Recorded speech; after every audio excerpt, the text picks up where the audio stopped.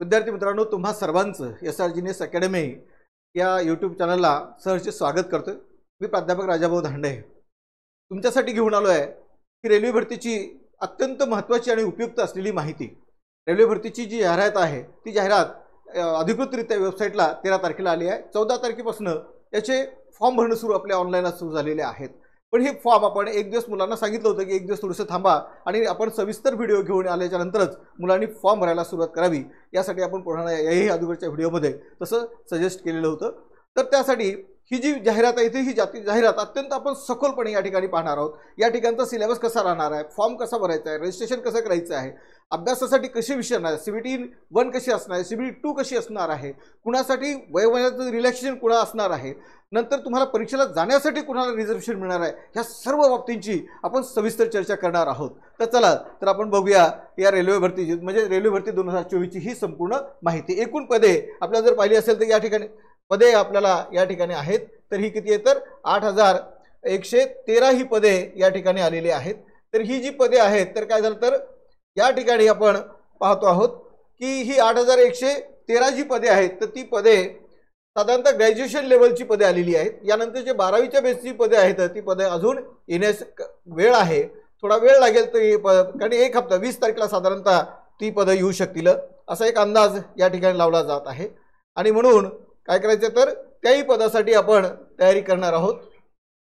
तर ही सध्या आलेली किती होती तर 8113 पदे ही ग्रॅज्युएशन म्हणजे तुमच्या पदवीच्या लेवलला असलेली पदे आहेत। तर ही पदं अत्यंत 5 पदं महत्त्वाची पदं आहेत हे आपण बघणार आहोत। तर समोरचं पेज या ठिकाणी पाहूया। हे संपूर्ण जाहिरातीचं पहिलं पेज NTPCने जाहिरात केलं आहे। RRBने ज्यावेळेस ही जी जाहिरात तयार केली आहे त्याचं फ्रंट पेजवर तुम्ही आपण जर गेलो असेल तर आपल्याला हे पाहायला मिळतं आहे। त्यानंतर इथे साधारणतः ही जी पदं आहेत तर ही पदं कशाच्या बेसवर आहेत तर ग्रॅज्युएशन लेवलवर आहेत। काय तर तुम्ही कोणत्याही पदवीचे म्हणजे तुम्ही आर्ट्सचे असाल, सायन्सचे असाल, कॉमर्सचे असाल, कुठलीही पदवी तुमची इंजिनिअरिंग असेल, मेडिकल असेल, कोणत्याही क्षेत्रातली पदवी होणं तुमच्यासाठी या पदासाठी अत्यंत आवश्यक आहे। जे विद्यार्थी म्हणजे याही अगोदरपासून या परीक्षेची तयारी करत आहेत किंवा आतापासून तयारी करणार आहेत त्या सर्वांनी याचा सविस्तरपणे ही माहिती जाणून घ्यायची आहे। तर त्यानंतर साहजिकच आहे की या ठिकाणी ज्या पोस्ट आहेत तर ही वेबसाईटला माहिती आलेली होती। तर किती तारखेला आहे तर 13/9/2024 ला ही माहिती अधिकृतरित्या वेबसाईटला म्हणजे RRBच्या वेबसाईटला आलेली आहे। नंतर ही जी ऑनलाईन रजिस्ट्रेशन फॉर्म आहे तर ही साधारणतः 14/9 पासून सुरू होणार आहेत आणि 13/10 पर्यंतच्या रात्री 12 वाजेपर्यंत हे ऑनलाईन फॉर्म भरले जाणार आहेत। म्हणजे इतका वेळ आपल्यासाठी आहे, परंतु तरीही सुद्धा आपण आपले फॉर्म व्यवस्थितशीर भरायचे आहेत आणि आपली जी एक्झामची तयारी आहे ती एक्झामची तयारी अत्यंत बारीक बारीक मुद्दे समजून घेऊन आपण ती करायची आहे। नंतर ही जी पेमेंट जी भरणार आहात तुम्ही तर पेमेंट भरताना एक काळजी घ्यायची, आपण आपला ज्या सायबर कॅफेमध्ये मोबाईल हे फॉर्म भरणार आहात तिथे आपलाच अकाउंट नंबर द्यायचा आहे, आपलाच ईमेल ID द्यायचा आहे आणि आपलाच मोबाईल नंबर असला पाहिजे। म्हणजे सर्व इन्फॉर्मेशन ही तुम्हाला मिळणार आहे, डायरेक्ट कुणाला विचारायला जायचं काम पडत नाही। बरेच मुलं काय करतात तर सायबर कॅफेवाल्याचा फोन नंबर असतो, त्याचाच ईमेल ID दिला जात असतो। तर असं न करता स्वतःचा ईमेल ID, स्वतःचा मोबाईल नंबर आणि स्वतःचाच अकाउंट नंबर तुम्हाला द्यायचा आहे। कारण CBT 1 ही एक्झाम तुम्ही दिल्याच्या नंतर तुम्हाला 500 रुपयापैकी 400 रुपये तुमच्या अकाउंटला जमा होणार आहे। SC ST साठी तर 250 रुपये जी फीज आहे ती 250च्या 250 परत तुम्हाला CBT 1 एक्झाम तुम्ही अपियर केल्याच्या नंतर तुमच्या खात्याला ती येणार आहे। आणि म्हणून या ठिकाणी तुमचं जे अकाउंट आहे ते अकाउंट तुम्हाला स्वतःचं द्यायचं आहे। त्यानंतर बघूया आपण आता इथे जे स्केल आहेत तर स्केल कसे होते तर या ठिकाणी जे पोस्ट आहेत हे 5 प्रकारच्या पोस्ट या ठिकाणी आलेल्या आहेत। या 5 प्रकारच्या पोस्ट आणि त्याचं पे स्केल या ठिकाणी आहे, याच्यानुसार आपल्याला फॉर्म भरायचा आहे। हा सर्वात महत्त्वाचा पॉईंट आहे की कोणती पोस्ट मला निवडायची आहे, त्याला प्रेफरन्स द्यायचा आहे। आता ही 5ही पदं आहेत आणि ही 5ही पदं कशा पद्धतीचं हेही सुद्धा आम्हाला माहीत असलं पाहिजेत। याच्यातलं सर्वात बेटर जर म्हटलं असेल तर तुम्हाला इथे आता चीफ कमिशनर कम तिकीट सुपरवायझर आहे। बेसिक किती आहे तुम्हाला तर 35,400 बेसिक आहे। इथे काम भरपूर आहे परंतु पगारही चांगल्या पद्धतीचा आहे। नंतर दुसरं होतं स्टेशन मास्टर, येथे काय तर 35,400 ही त्याचं बेसिक असणार आहे। म्हणजे या लेवलला ही आहे। आता या ठिकाणचं याची बेसिक लक्षात घ्यायचं होतं आणि हे 2 आहेत 6 लेवलचे पद। किती लेवलचे तर 6 लेवलचे। गुड्स ट्रेन मॅनेजर आहे, नंतर ज्युनियर अकाउंट असिस्टंट कम टायपिस्ट आहे आणि सिनियर टायपिस्ट आहे। तर ही 5 लेवलची पदं आहेत, यांचं म्हणजे बेसिक हे कमी राहतं। या ठिकाणी तुम्हाला बेसिकनुसार जर निवडायचं असेल तर त्याही नुसार, पण या ठिकाणी जर सर्वात जास्त जर समजा TADA तुमचा जर जास्त भरत असेल तर तो कशाला भरतोय, तर या गुड्स ट्रेन मॅनेजरला असायचा आहे. हा साधारणतः जास्त काम, या गुड्स ट्रेन मॅनेजरचं काम करायचं तर तो नेहमी करता आयुष्य म्हणजे ट्रेनमध्येच त्यांचं ऑफिस राहतं, म्हणजे त्या ट्रेनच्या पाठीमागे जो डब्बा असतो त्या डब्यामध्येच हे पोस्टवाला त्या व्यक्तीचा असतो. याला सर्वात जास्त ओव्हरटाईम मिळत असल्याकारणाने पगार हा जास्त मिळत राहतो. म्हणजे परंतु काम खूप आहे, पैसाही जास्तच आहे. मग तुम्हाला काय निवडायचं आहे, तुम्हाला पैसा जास्त हवा आहे की सेफ कसा पद्धती पाहिजेत, तर त्यासाठी समजा सेफ पाहिजे असेल तर तुम्हाला ह्या 2 पोस्ट ऑफिसमध्येच राहतात, हे की नाही, म्हणजे डेच्या ड्युटी आहे ही आहेत, पगार जरी कमी असेल तरी कामही त्या पद्धतीने कमी आहे, म्हणजे त्या पद्धतीने माझं प्रिफरन्स मी ठेवलं पाहिजे.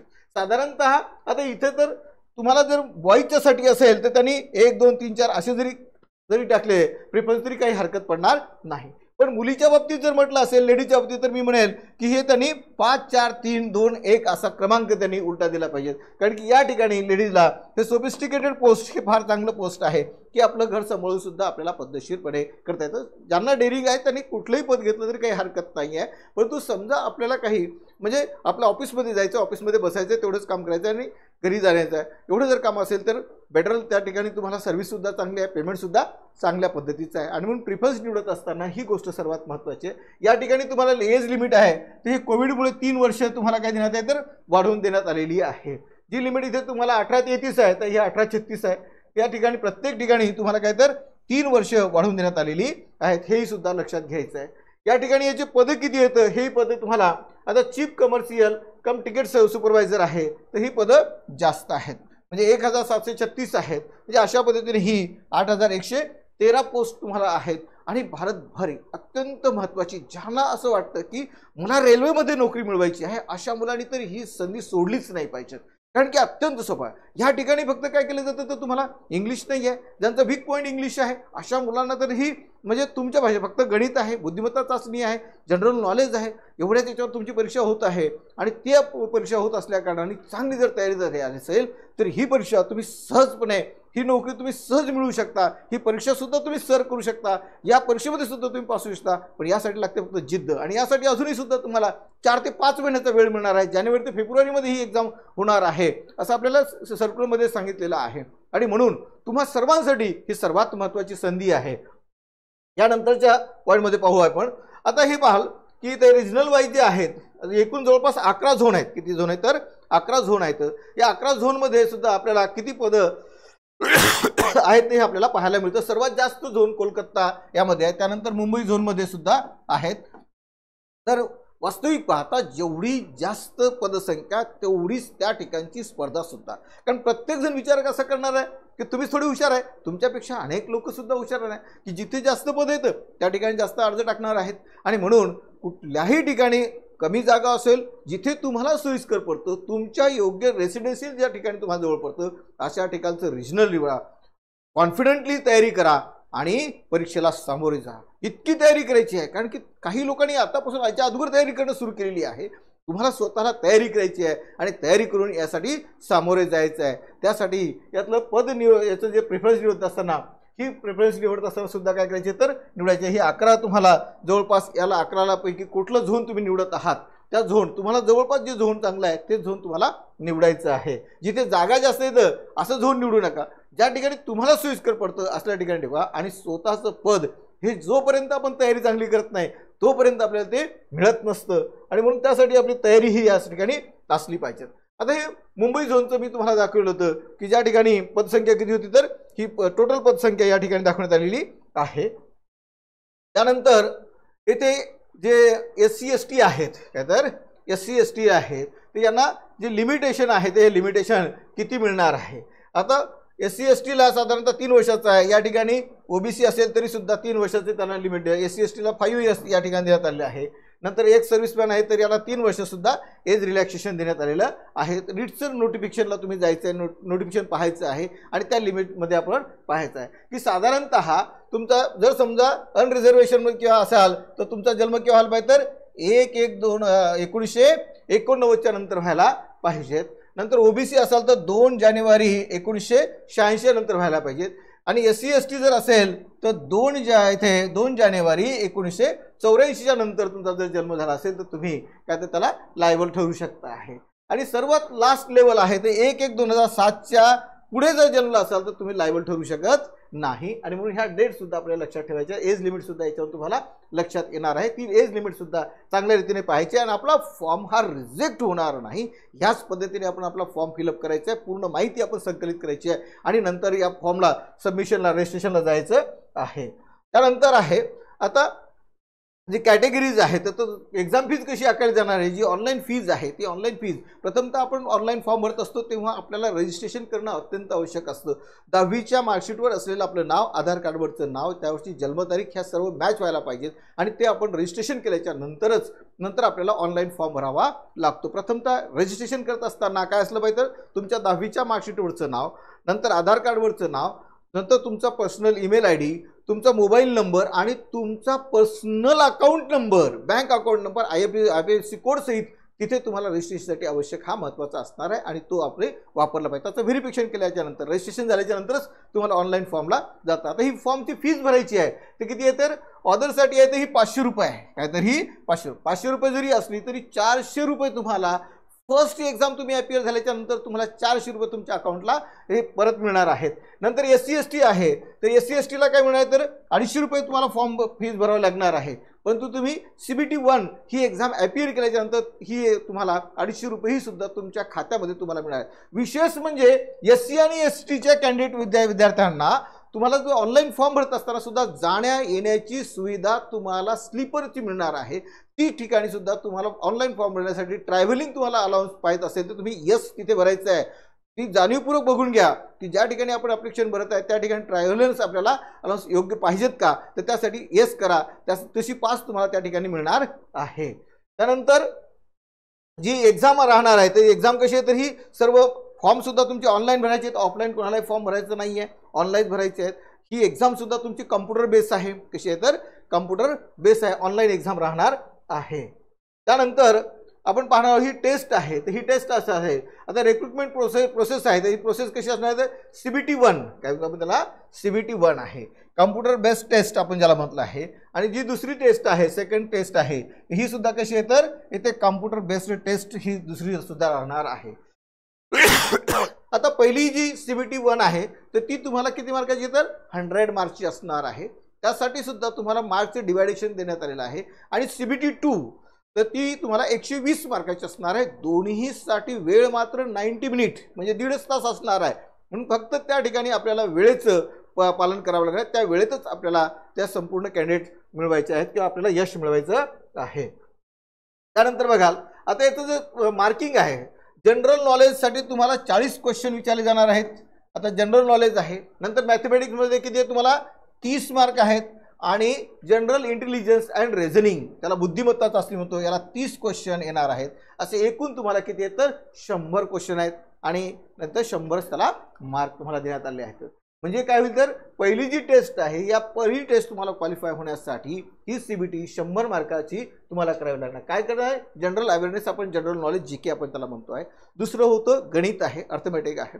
नंतर तिसरं आहे तुम्हाला इथे जनरल इंटेलिजन्स अँड रिझनिंग त्याला बुद्धिमत्ता चाचणी आपण म्हणतोय. आणि ही परीक्षा आपल्याला मराठीमध्ये सुद्धा देता येणार आहे. अनेक लँग्वेजमध्ये आहे. त्याला ज्या लँग्वेज आहेत तुम्हाला लँग्वेज ऑफ आन्सर या ठिकाणी तुम्हाला देण्यात आलं आहे ती त्या लँग्वेजमध्ये सुद्धा तुम्हाला एक्झाम देता येणार आहे. मराठीमधून ही परीक्षा देता येत असल्या कारणाने मुलांना परीक्षेचा अभ्यास करण्यासाठी सहज सोपं जाणार आहे.